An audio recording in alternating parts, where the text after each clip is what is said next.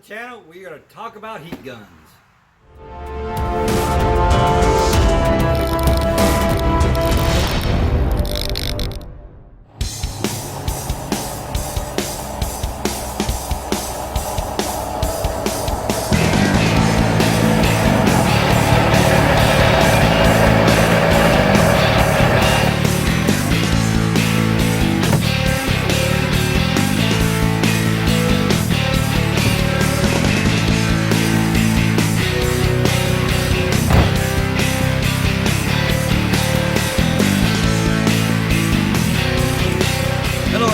Welcome back. Today we got an exciting video for today. Today we're going to review a Harbor Freight tool here, and since we are having a heat wave here down in Texas, I thought it'd be a great time to review the heat gun. I'm sure there's a lot of you out there that are shooting me the bird right now, especially everyone who's local that's feeling all this 100-degree weather all week long. It has been, I'm not going to lie, it has been hot here in Texas. Hotter than usual, and that's saying a lot. But anyway, let's get on to this here. There, we're going to review the 1600 watt heavy duty heat gun. Item number 69342. Everything will be in the description. I'll have a link to it on the website so you can go check it out for yourself on Harbor Freight. And as you can see, this is a older model now. The newer ones they sell at Harbor Freight are now red and black instead of blue and black. I've had this one for about a year now, roughly. I bought this here for my wife. She does a lot of cosplay, or likes to make outfits, or does custom crafts, and she needed a heat gun to help bend stuff, and I got her this, and she is falling in love with it. It makes it really good, really handy. We'll get into all the little bit details here in a minute about it, but a heat gun is really good. I also use it for automotive purposes, mainly for heat shrink and wiring, to help protect the wiring whenever I'm doing wiring. Like if I wire the trailer up, I usually heat shrink all the wires. I know it's a lot, but you know what? It protects your wires. It keeps them from getting, little rocks, coming up from underneath and damaging it, or just helps protect it from the weather and all that good stuff. So there's a lot of times when you need this. Another thing this is good for is whenever someone Loctites a bolt, you can heat up the little part where the bolt is, and hopefully it will break free. It sure does beat the heck of busting a bolt, because I have busted a lot of bolts where people have just gone crazy with Loctite, and you can't get it to budge and you end up breaking the bolt off. That's how strong Loctite is, especially the red stuff. The red is really super strong, but I've used this heat gun here to heat up the area a little bit for a good while. I'm able to soften it up enough where it will break free. So this heat gun has a good purpose, even for automotive work, or for crafts, or for any other little woodworking project you got. There's so many things here. I think they got a few examples here on the back here. You probably can't see them very good. I'll have to show some pictures, but they heat shrink tubing is what I use a lot. Bending PVC, which is pretty cool. I've seen people do this and it works out really well. Help get it around, make bends and everything. And also help dry paint, which I had just done recently because I made some of my own furniture in my house and had to use it to dry paint so I can get it done faster. I didn't want to wait for the cure pulley. So this thing has a lot of good uses and it's not very expensive. It's about $38 or $37.99. I'm sure sometimes it goes on sale, or you get a coupon, you can get it for a lot less. They do have a 1500 watt, but I've used. It's not as fancy as this. It doesn't have the stand or nothing. It's just a plain Jane heat gun, and it does just as good, but I'd rather spent the extra money and got this because I love the stand, because I can have the heat gun hold itself up while I'm running things across it. It makes it really nice and handy. So now for that, let's go take a look at the gun itself. Alright guys, first before we start, I wanted to say I apologize for all the shakiness. I'm holding this by hand, so I'm doing everything by hand here. So let's move on here. So here's the box. Now inside the box, which I'm not even open because it's already been opened, here's our heat gun. As you can see, it's definitely an older model, although it's made the same as the other one. They just changed colors. It's got, looks pretty heavy duty. Comes with also the instructions, but my favorite part of it is the stand right here. The stand can come in, you can take this off. Alright, now what I want to show you is there's 3 positions you can screw this stand in. So you can have it going straight up, 45, or the 90. Alright, that comes in really good handy, especially if you're trying to hold something and You want to heat it up nice and work it back and forth, and you don't have to worry about holding the heat gun or it burning up anything because it's on a nice rubber mounted, which is like a non-slip base. I mean, I move it, you can see me trying to, it doesn't want to slip. So that is a really good feature of this. Alright, the no slip.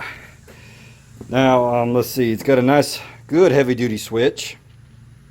Cold, hot. Alright. Comes with a set of instructions here. Now, it does have a warning here, and I probably should say this out. But if you run it on the high switch, or the hot switch for a while, before you turn off, you should run it to the cold section for just a little bit before turning off there. That's good that they tell you that, because that's very important, especially if you're doing something for a long period of time and just turn it right off. It's good to run it on cold for just a little bit to get all the heat out of there. Alright, so it really isn't a whole lot to it. This is also pretty good. This thing opens up. As you can see, it says low temp that way and right temp, high temp this way. And what it does, it just brings in more air, and it kind of, makes it a little bit cooler. Not as hot if you don't want it super hot. When you close off the air though, the air, gets warmer faster and puts out some really high temperature about this. Alright, now the next thing is this cord here. Let's show you. It's a 14 gauge wire. It's rode on here. Now I want to show you something because I got my extension cord hooked up here and I got my 12. I don't know if you can see the difference here. My 12 here is thicker. Now this is going to be a side note, as someone who who believes in a little bit of overprotection. Now I believe the 14 gauge wire works great, in my opinion. I mean, so far it has not overheated. I've used it, for maybe 10-15 minutes at a time, and I have not noticed the cord getting hot. So, but this is just me from experience. I personally would have gone up to a 12 to for thicker because of the current, the amount of current that comes through here. Will produce a lot of heat, and I imagine over running it long periods of time, which I don't think anyone really runs it, but if you do, this cord will eventually get hot. Alright, but that's just me. I've had experience with equipment like, not this thing, but other equipment like vacuum cleaners. But I was using one time a backpack vacuum cleaner, and they had used a 16 gauge wire to the high power motor in there, and eventually after about 3 weeks of using it, it caught on fire with it on my back.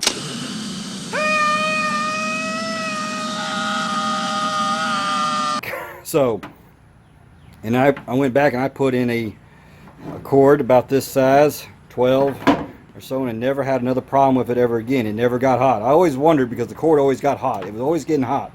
And if they start getting hot, that means you have a little problem here where it's going to start short down eventually because it's going to be running too hot all the time. So just keep an eye on that. So far I haven't noticed any problems, so I'm assuming, I guess the 14 works adequately, which is a very surprising. But if it ever burnt out, I would go up to the next size up and get a 12, a thicker cord on it if it ever shorted out on me.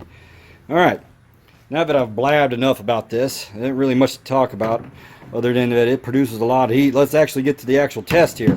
As you can see over here to my side, I have my little laser temp gauge here. So what I'm going to do is I'm going to put this thing back on the mount, and we're going to test and see how much hot air actually comes out of here.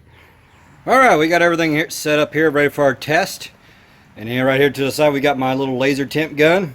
Now I want to point out something about this laser temp. It's a little bit different than others, so that way you'll understand when you see it and not, wondering what was going on. But if you see here when I shoot it, you see 2 little red dots. What that does is the red dot is taking the temperature of each spot, and it does the average, and it averages them out. So it gives me this type of temperature right here, like 90, like 100 or whatever. So it takes the average. So it is going to be a little difficult for this test because I got to get both dots right into there to get a fairly accurate reading. But this will get us pretty close in the ballpark. So what I'm going to go ahead and do, we're going to do 4 tests. Yeah, 4 tests. We're going to do in the hot position, open and close, and do the same thing with the cold position, open and close. Alright, since we got to run it in the cold position before we shut it off, we might as well test it there too. That way everyone will know what it does roughly in each position. Alright, now I've already did a preliminary test and make sure I can do this with the laser temp gun to get this thing started. So, without further ado, let's get this thing started. And you see it's running, it's getting pretty good. Alright. You see it's starting to get hot in there. Let me get up temperature for a little bit, then we'll take our gun to it. Okay, our gun's been running here for a little bit, so I'm going to take our temperature reading.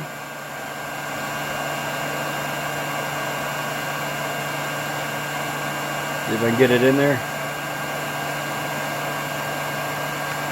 Alright, what I'm going to do is, that is the minimum temperature. I'm going to select the max. That is 857 degrees Fahrenheit. In the max position with the vent open.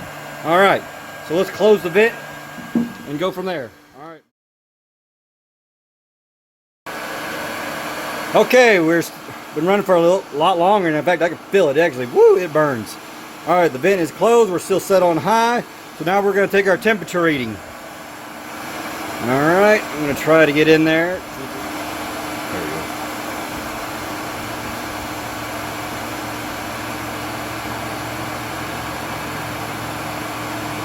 Alright. Let's see what we got here. Let's go. That was the average. Our max, 1,095. Woo! That thing is cooking, let me tell you. Alright. Now we're going to switch to the cold position. We're going to go down to cold. Alright. We're going to do it with the vents open. So this test. Now we're ready to get a reading. So I'm just going to get a reading real fast.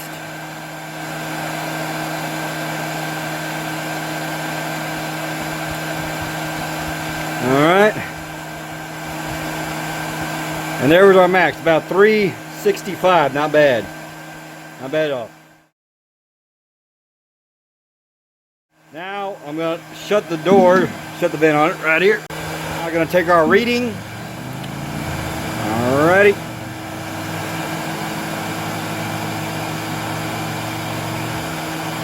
Alright, let's see what we got. Minimum, average, differential. About 138 was our max there. Yeah, it's not very hot, but that's not too bad either. Alright, for the cold. Alright, that's going to do it for our test. So let's wrap up this video.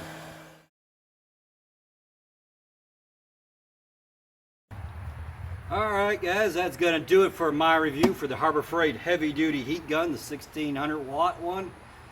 I think it's well worth the money for what you pay for it, and it does the job, and it does a fantastic job. Owned it for a year and haven't had any problems with it, so highly recommend. This is Cliff approved, let's call it that. Cliff approved. Out of all the things, this is one of my favorite things of it. I actually think it was worth the money 100%. Alright, so if you enjoy watching Harbor Freight with tool reviews, please subscribe to the channel. We'd love to have you. We also check out our channel page for all the other projects we do. If you're into some of those, consider subscribing. We do all kinds of stuff on this channel. We don't stick around one thing. We kind of hit all over the place. You know, gull wings, dusters, car tech tips, you know, Harbor Freight tool reviews, and whatever else you guys want to see. Alright guys, well that'll do it. I hope you enjoyed it, and I hope to see you here next week for our next video. Until then guys, you stay safe out there.